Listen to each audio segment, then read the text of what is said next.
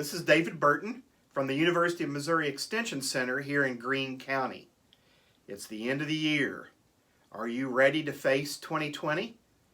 This is a good time to set aside time to review your year and then to be willing to make adjustments in what you do in 2020. The best leaders are able to make adjustments.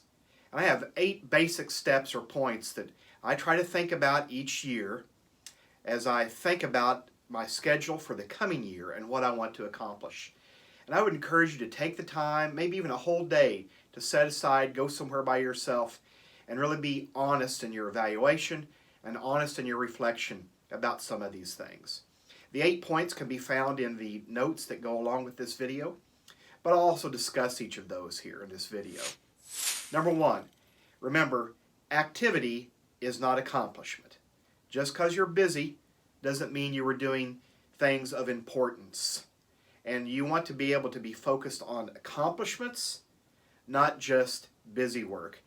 That's a key to not being crazy busy in the 2020 season. Number 2, growth is not automatic. Just because you've had a busy day, it does not mean you're growing as an individual. Invest in yourself and professional development, reading books, learning from mentors, being a mentor. These are all ways that you can help grow your skills in the new year. That does not happen automatically. It does take effort. Number 3, there are the bookends of success. All's well that begins well, all's well that ends well. Be sure and put planning into everything you do so you can begin well and finish strong so you can end well on every project and every activity and everything that you do in your life and on your schedule. Make that your mantra. Number 4, reflection turns experience into insight. Always try and learn from what you have done.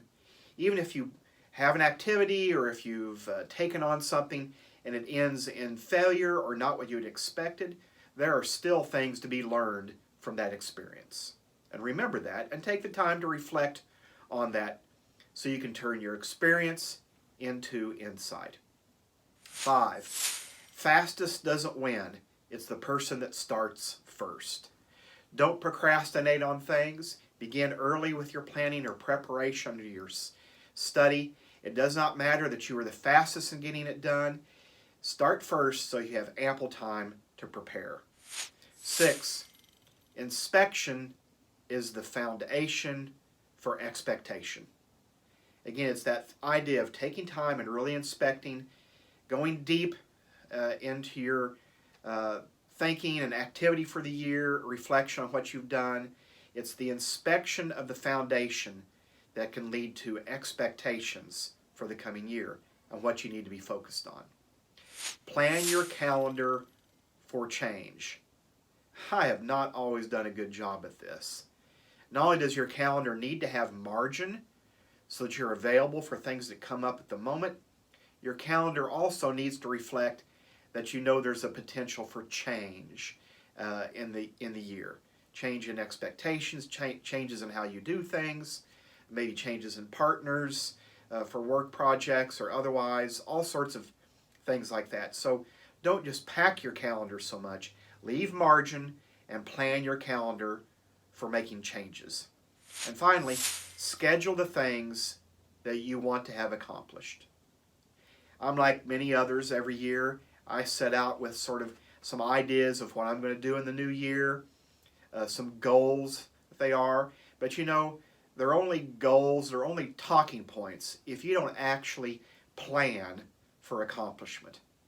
If your goal is to lose weight in the new year, then you actually need to plan some time for exercise and for changes in your lifestyle. If your goal is to maybe do more reading, then you actually need to schedule and plan some time to be able to do that. It does not happen through osmosis. It does not happen by itself. I am not lecturing. I am speaking from experience here. So number 8, schedule the things that you want to have accomplished. I'm looking forward to my time here at the end of the year when I really sit down with myself and reflect back on 2019 and set some goals and plan some things for myself personally. This is not for my employer.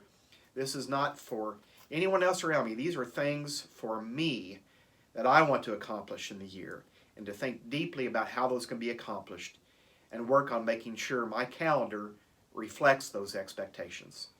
So really encourage you here in the new year, take some time to review and be willing to make some adjustments.